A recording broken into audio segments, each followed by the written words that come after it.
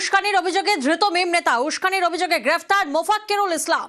মালদায় এসআইআর বিক্ষোভে মোফাক্কেরুলের বিরুদ্ধে উস্কানির অভিযোগ সামনে আসে। রৌনক প্রতিনিধি আমাদের সঙ্গে রয়েছেন। রৌনক, এই মোফাক্কেরুল ইসলামের সম্পর্কে কি তথ্য পাচ্ছি আমরা? দেখো, একেবারে যে ঘটনা কালিয়াচকে ঘটেছিল তার মাস্টার মাইন্ড এই মোফাক্কেরুল ইসলামকে আজ সকালবেলায় বাগডোগরা বিমানবন্দর থেকে রাজ্য পুলিশের সিআইডি গ্রেফতার করে। মূলত পুলিশ যখন তদন্তে নেমেছিল, বেশ কিছু ভিডিও ক্লিপিংস পুলিশের হাতে এসেছিল। দেখা গেছিল যখন এই ঘটনা ঘটে তার কিছুক্ষণ আগেই এই মোফাক্কেরুল ইসলাম একটি গাড়ি বোনেটে উঠে বারংবার উস্কানিমূলক মন্তব্য করছিলেন। সেই উস্কানিমূলক মন্তব্যের জেরেই কিন্তু সেখানে একটা অপ্রীতিকর পরিস্থিতি তৈরি হয়েছিল, এমনটাই পুলিশ অনুমান করে। তারপর থেকে মোফাক্কেরুল ইসলামের গতিবিধি ট্র্যাক করা হয় এবং গোপন সূত্র অনুযায়ী আজ সকালবেলায় সিআইডির একটি টিম আজ বাগডোগরা বিমানবন্দরে পৌঁছায়। কারণ এই মোফাক্কেরুল ইসলাম এবং তার একজন সঙ্গী বাগডোগরা থেকে অন্যত্র পালিয়ে যাওয়ার চেষ্টা করছিল এবং সেখান থেকেই তাদেরকে গ্রেফতার করা হয়। আজ আদালতে তুলে নিজেদের হেফাজতে নেওয়ার জন্য সিআইডির তরফ থেকে আবেদন করা হবে। মূলত তারা মনে করছেন যে এই যে ঘটনা ঘটেছে তার যে মূল চক্রী কিন্তু মোফাক্কেরুল ইসলাম ছিলেন। বেশ,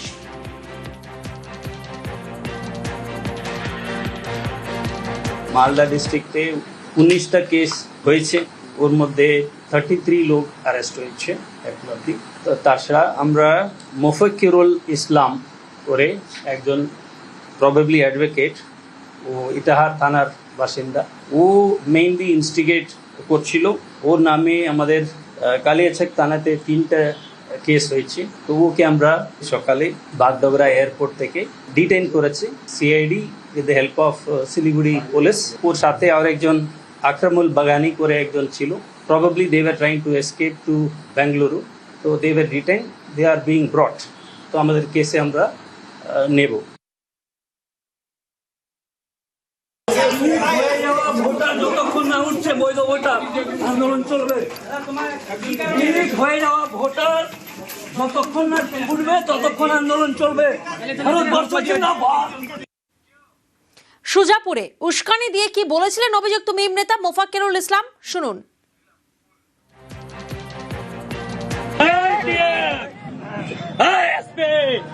ডিআইবি সিআইডি কে আছে রে ভাই?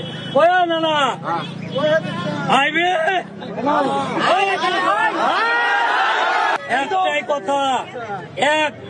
কথা, এই আন্দোলনটা নিজের ছেলে মেয়েকে বাঁচানোর আন্দোলন। আসলাম হাজিরা দিয়ে চলে গেলাম হবে না, পেটে গামছা বেঁধে শুতে যাবো। তারই সুতারকে কোনো ঝগড়া নেই, আমরা কোনো পার্টি বুঝি না, পুটি বুঝি না, কিচ্ছু বুঝি না। 14 বার করে খসড়ালিস ভসরালিস ভসরালিস, আমার গেলিস কই হয় চল যা। আর কোনো কাহিনী আমরা শুনবো না, কথা কানে গেছে।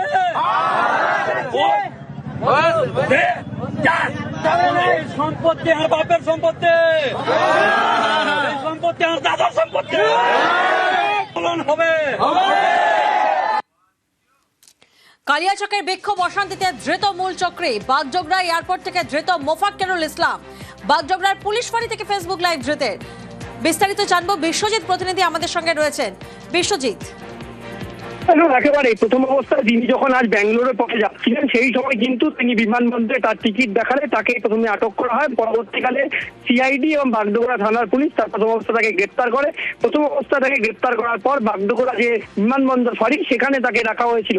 কিন্তু সেই সময় এই মিম নেতা তিনি কিন্তু ফেসবুকে লাইভ করে তার গ্রেপ্তারের কথা কিন্তু ফেসবুক মারফত ভিডিওতে জানান এবং পরবর্তীকালে তাকে বাগডোগরা থানায় আনা হয় এবং বাগডোগরা থানা থেকে তাকে কিন্তু প্রায় 11:30-12টা নাগাদ মালদার উদ্দেশ্যে নিয়ে যাওয়া হয়েছে। কারণ পুলিশ সূত্রে যেটা জানতে পারছি, মালদাতে তাকে কিন্তু আজ আদালতে তোলা এবং তারপরে ট্রানজিট রিমান্ডে নেবে। মূলত ঘটনায় উস্কানি দেওয়া এবং তার পরবর্তীকালে তিনি কিন্তু সেখান থেকেই পালিয়ে একবারে আলিপুরদুয়ার যান এবং আলিপুরদুয়ারে তার যে সহযোগী ছিলেন তার সঙ্গে কিন্তু তিনি গতকাল রাত কাটিয়েছেন। এই আক্রমণমূলক বাগানিকে সঙ্গে নিয়ে তিনি আজ যখন বিমানবন্দরে আসেন সেই সময় কিন্তু তাকে পাকড়াও করা হয়। আর এই অবস্থায় আক্রমণ বাগানির কাছে যে মোটর সাইকেল উদ্ধার হয়েছে সেই মোটর সাইকেল ঘিরেও কিন্তু প্রশ্ন উঠতে শুরু করেছে। এই আক্রমণ বাগানি কার কাছ থেকে এই মোটর সাইকেল নিলেন, যেটি আলিপুরদুয়ার ফালাকাটা আরটিও নাম্বার, সেখানেও কিন্তু পুলিশ তদন্ত করতে শুরু করেছে যে এই আকরামুল বাগানি এবং মফিজুল হোসেনের সঙ্গে কি এই বাইকে কোনো সংযোগ রয়েছে কিনা তা নিয়ে কিন্তু যথেষ্ট তদন্ত শুরু করেছে বাগডোগরা থানার পুলিশ। তবে এই ধৃত দুই নেতাকে মালদার উদ্দেশ্যে নিয়ে যাওয়া হয়েছে এবং সেখানে কিন্তু নিয়ে যাওয়ার পর ট্রানজিট রিমান্ডিং এর তদন্ত শুরু করবে বলে পুলিশ সূত্রে জানতে পারছি। বেশ, ধন্যবাদ বিশ্বজিৎ। এসআইআর এর নাম করে যে সমস্ত মুসলিম মানুষদের ভোটার করে দিয়েছে বা ডিলিট করেছে, যাদের নাম হয়নি, তাদের আন্দোলনে সহযোগিতা করতে গিয়ে সেখানে বক্তব্য দেওয়ার কারণে আমার জন্য কোনো জজ সাহেব অ্যারেস্টও ছিল না আর আটকও ছিল না। আমি ন্যাশনাল দিয়ে আসছিলাম, আর ঘটনা ঘটেছে মোথাবাড়িতে, তার জন্য অ্যারেস্ট হলাম আর কি। বাগডোগরা এয়ারপোর্টে মামলার কাজে যাচ্ছিলাম ওইখান থেকে। এই যে ভোট, নিশ্চয়ই নিজের নাম উঠাতে যা যা করা প্রয়োজন তা করতে হবে। ভালো থাকুন আপনারা সকলেই।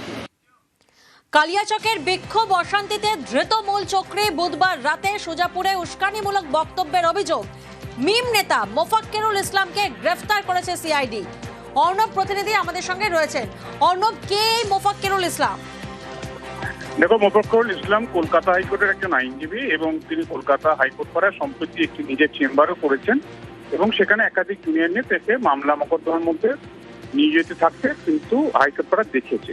তবে কলকাতা হাইকোর্টে তার আইনজীবী হিসেবে সেরেস্তা বা ওকালতি যতটা না চোখে পড়েছে তার থেকে অনেক বেশি তিনি সাইবার ক্রাইম নিয়ে আগ্রহ ছিল এবং তার একাধিক মক্কেল রাজ্যে দেশের বিভিন্ন শহরে ছড়িয়ে রয়েছে এবং বাইরেই বেশি সাইবার সংক্রান্ত মামলা বা সেই ধরনের অপরাধের হয়ে তিনি সওয়াল করতে যেতেন।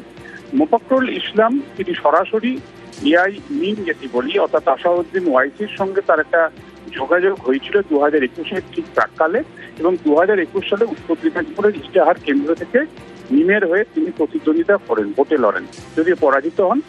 এছাড়া কিছুদিন আগে যে ওয়াকফ সংশোধনী আইন সেটা সংক্রান্ত বেশ কিছু বিক্ষিপ্তভাবে রাজ্যের প্রান্তে হয়।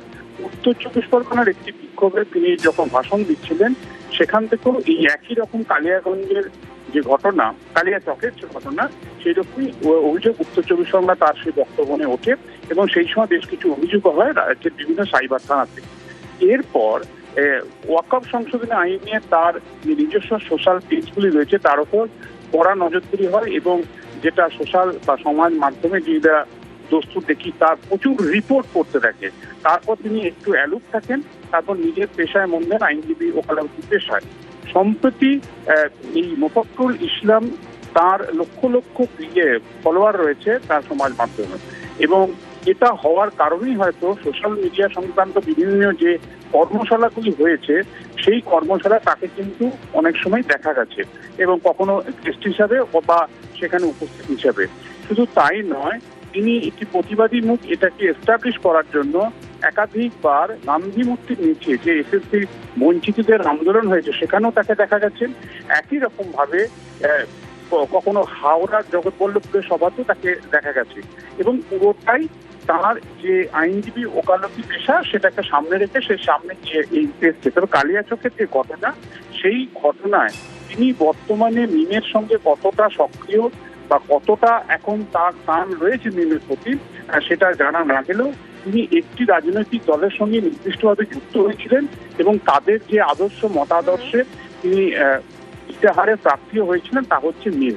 এবং আসাউদ্দিন ওয়াইসি যখন মুর্শিদাবাদের নওদায় সভা করলেন যেদিন হুমায়ুন কবিরকে নিয়ে, সেদিনই কালিয়াচকের এই ঘটনার মধ্যে কোনো যোগসূত্র রয়েছে কিনা তা হয়তো তদন্তকারীরা খুঁজে বার করবেন, কিন্তু তার এই প্ররোচনামূলক বা উস্কানিমূলক বক্তব্য যে কালিয়াচকের নিয়ন্ত্রণের বাইরে চলে গিয়েছিল তা এক প্রকার তদন্তকারীরা প্রাথমিকভাবে মনে করেন। একেবারে ধন্যবাদ অর্ণব।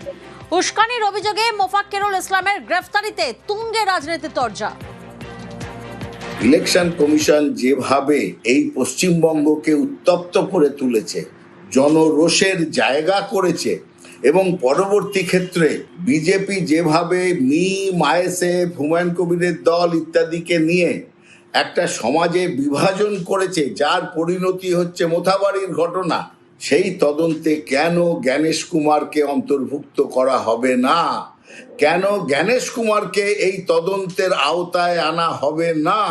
যে ভেতরের বৃহত্তর ষড়যন্ত্র, লার্জার কনস্পিরেসি, সেই অ্যাঙ্গেলে এনআইএ কে জ্ঞানেশ কুমারকে তদন্তের আওতায় আনতে হবে। যে ভদ্রলোককে গ্রেফতার করা হয়েছে তিনি অনেক দিনের পুরনো তৃণমূলের কর্মী। ওনার কাকা জগৎবল্লভপুরে বিধায়ক ছিলেন। সেই সময় ওইখানে হাওড়ার জগৎবল্লভপুরে ডিফ্যাক্টো বিধায়ক হিসেবে উনি কাজ করতেন। এছাড়াও বহু জায়গাতে উনি তৃণমূলের হয়ে কাজ করেছেন। আসলে এগুলো হচ্ছে একটা মুখোশ।